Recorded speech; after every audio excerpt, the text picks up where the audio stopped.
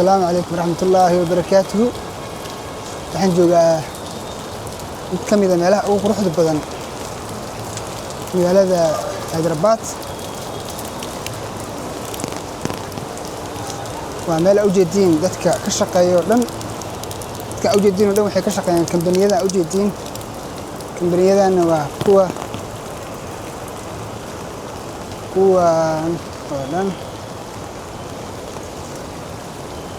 subhanallah, look, this is a beauty.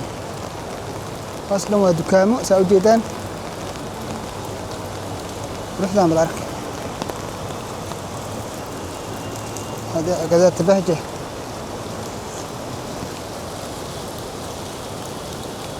وملأ إنما هذه هين